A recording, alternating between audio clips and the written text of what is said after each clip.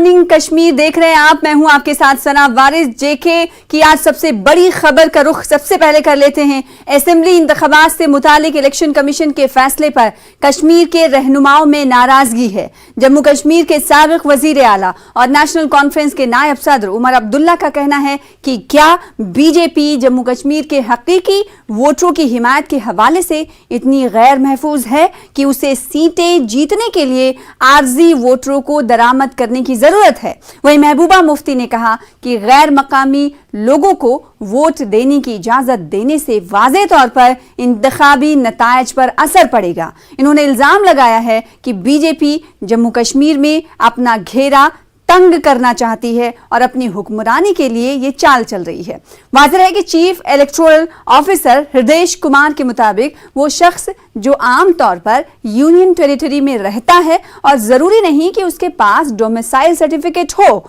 वो इंतखाब यानी आइंदा असेंबली इंतखाबात में वोट डाल सकता है।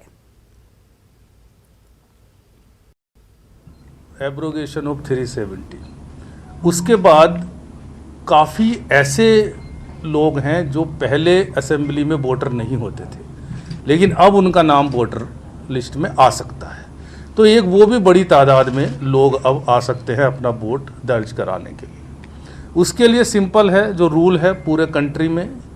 रिप्रेजेंटेशन ऑफ पीपल्स एक्ट में रूल है कि person should be ordinarily residing in the UT. जहाँ पे भी वो वोट बनवाना चाहता है वो वहाँ पे ऑर्डिनरीली रिजाइड करना चाहिए। ऑर्डिनरीली रिजाइड करने का जो डिसीजन है वो ईआरओ को लेना है, जो वहाँ इलेक्टोरल रजिस्ट्रेशन ऑफिसर है या एईआरओज हैं कॉन्स्टिट्यूएंसीज में। वो इस बात को देखेंगे कि भाई ये यहाँ पे ऑर्डिनरीली रहता है, यहाँ पे इसकी नौकरी हो सकती है, वहाँ पे वो एजुकेशनल पर्पज़ के लिए भी रह सकता है, लेबर पर्पज़ के लिए भी रह सकता है, बिजनेस पर्पज़ के लिए भी रह सकता है, यानी परमानेंट रेजिडेंट होने की आवश्यकता अब नहीं है। तो ऐसे बहुत सारे वोट अब वोटर लिस्ट में ऐड होंगे। एक और जो नई चीज़ है जो सर्विस वोटर्स हैं, हमारे यहाँ के काफ़ी लोग दूसरे स्टेट्स में काम करते हैं, तो वो उनको ऑप्शन पहले भी था अब भी है, they can register themselves as service voter, यानी उनका नाम वोटर लिस्ट में एज सर्विस वोटर दर्ज हो जाएगा। और वो जहाँ भी पोस्टिंग है उनकी, चाहे वो आर्म फोर्सेज में है, पैरामिलिट्री फोर्सेज में है, आर्मी में है, वो वहीं से अपना पोस्टल बैलेट दर्ज कर सकते हैं जब भी इलेक्शन होता है। ऐसे ही काफ़ी लोग देश के दूसरे हिस्सों से भी यहाँ पोस्टेड हैं, तो उनको भी एक ऑप्शन है, अगर वो पीस स्टेशन में पोस्टेड है तो वो यहाँ का भी वोट अपना बना सकते हैं। फॉर एग्जाम्पल जम्मू में पीस स्टेशन है, अगर यहाँ किसी की पोस्टिंग है बाहर का आर्मी या आर्म फोर्सेज में, अगर वो ऑप्शन रखता है कि मुझे यहाँ वोट बनवाना है तो वो भी यहाँ का वोटर हो सकता है। इलेक्शन कमीशन के इस प्रेस कॉन्फ्रेंस के बाद सियासत जो है वो बढ़ती हुई दिखाई दे रही है जम्मू कश्मीर में। हमारे साथ हमारे नुमाइंदे परवेज भट्ट जुड़ रहे हैं श्रीनगर से। परवेज, सबसे पहले तो हमें जानना चाहेंगे कि तफसील के साथ ये बताइए कि कौन कौन से अमेंडमेंट्स की अगर हम बात कर लेते हैं, क्योंकि तब्दीली ये की गई है, तो तब्दीली के अहम नुकात पर रोशनी डालिएगा। साथ ही बताइएगा कि इस तब्दीली के बाद जो पार्टियां हैं, रीजनल पार्टियां हैं, उनकी तरफ से शदीद रद्द-ए-अमल का इजहार भी किया गया है, क्योंकि कुछ देर पहले हम नाज़रीन को बता रहे थे कि महबूबा मुफ्ती और उमर अब्दुल्ला की तरफ से सख्त रद्द-ए-अमल का इजहार किया गया है। इसके अलावा कौन कौन सी पार्टियां हैं जो चीफ इलेक्शन कमीशन के ऐलानात के बाद अब नाराजगी का इजहार कर रही हैं? देखिए सना, सबसे पहले तो मैं ये आपको बता दूं, ये जो कल की प्रेस कॉन्फ्रेंस हुई है इसके बाद एक जैसे ये एटम बॉम्ब बम की ये खबर यहाँ पे जो सियासी पार्टियां हैं उन पे गिरी है, कल से ही जो है इसके खिलाफ मजम्मत और रिएक्शन आने शुरू हो गए हैं। फिर शुरुआत पहले पीडीपी सदर महबूबा मुफ्ती ने की थी, और उसके बाद जो बाकी पॉलिटिकल पार्टियां जिसमें सजाद गनी लोगों की पीपल्स कॉन्फ्रेंस भी आती है, और जम्मू कश्मीर अपनी पार्टी भी आती है, और नेशनल कॉन्फ्रेंस के जितने भी सीनियर लीडर हैं उन्होंने अलग अलग अपनी तरफ से इसकी मजम्मत की है। यहाँ तक कि जो श्रीनगर के मेयर हैं जुनैद रशीद मट्टू, उन्होंने भी ट्वीट करके इस बात की मजम्मत की। देखिए सर, यहाँ पे ये जानना जरूरी है कि जो सियासी पार्टियां हैं यहाँ पे उनको जो ये फैसला है इससे काफी नुकसान है और काफी खदशात भी है उनको।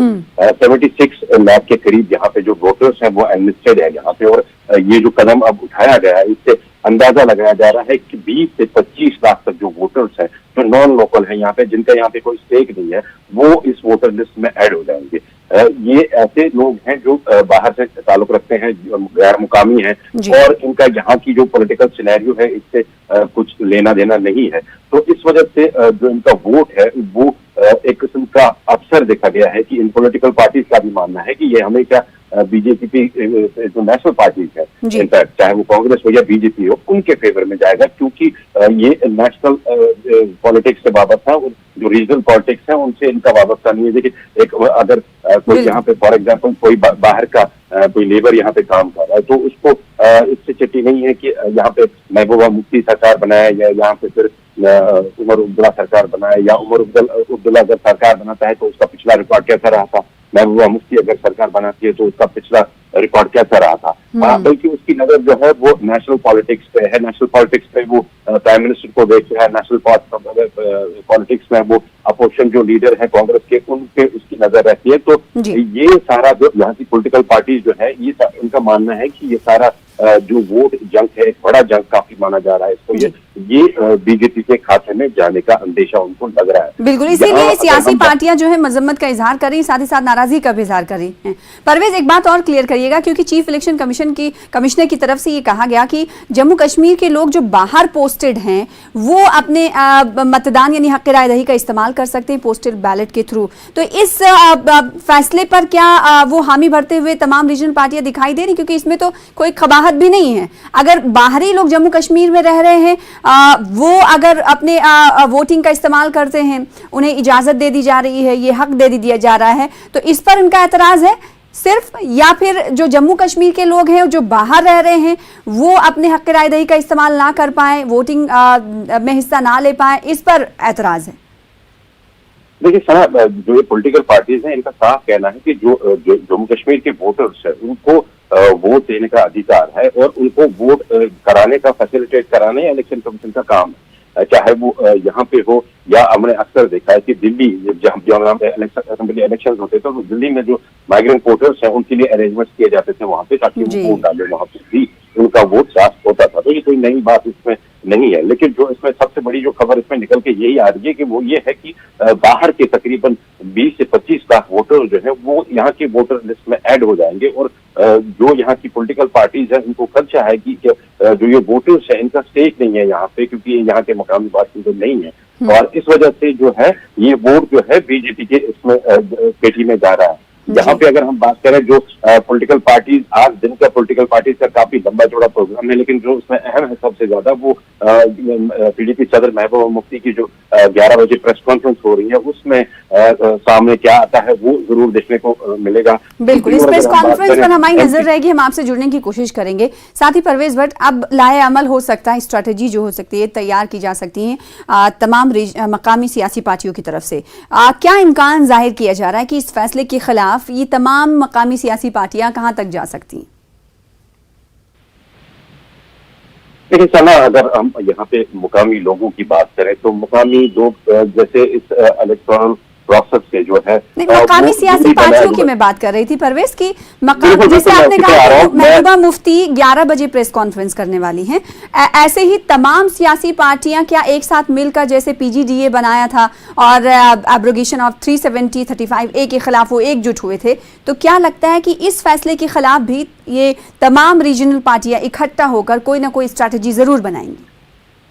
देखिए सना, अगर हम स्ट्रेटेजी की बात करें तो जो स्ट्रेटेजी पहले इन पॉलिटिकल पार्टीज ने बनाई उसका अंजाम हमने देखा। जब पीएजीडी बना था तो उसका एक एजेंडा हुआ करता था, उससे 5-6 मेंबरान थे। आज पीएजीडी निचोड़ के सिर्फ नेशनल कॉन्फ्रेंस और पीडीपी और तारीगामी रह गया। तो ऐसे जो अलायंस बनते हैं इनसे यहाँ के लोगों को भी कुछ खास उम्मीद नहीं है। दूसरा, जो इलेक्टोरल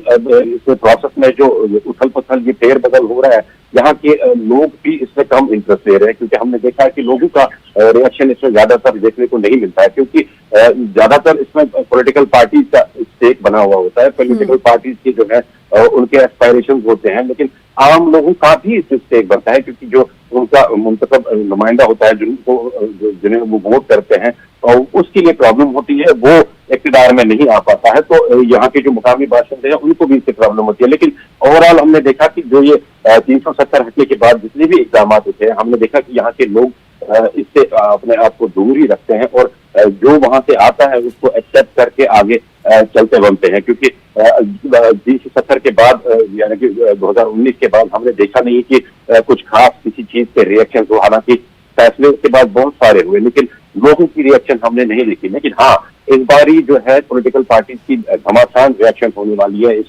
जो कल की प्रेस कॉन्फ्रेंस है और जो कल का फैसला आया। तो उम्मीद ये की जा रही है कि आज का दिन भी और आगे आने वाले दिन भी जो सियासी हलचल है उससे भरे रहेंगे। जी बिल्कुल, जाहिर सी बात है, सियासी हलचलें जम्मू कश्मीर में तेज रहने वाली हैं। इस फैसले को लेकर अब देखना ही होगा कि तमाम जो सियासी पार्टियां हैं इस फैसले के खिलाफ कहां तक जाती हैं। पहले ही अब इस फैसले के खिलाफ नाराजगी का इजहार और मजम्मत किया जा चुका है कुछ सियासी पार्टियों की तरफ से। बहुत शुक्रिया परवेज हमारे साथ जुड़ने के लिए और इस हवाले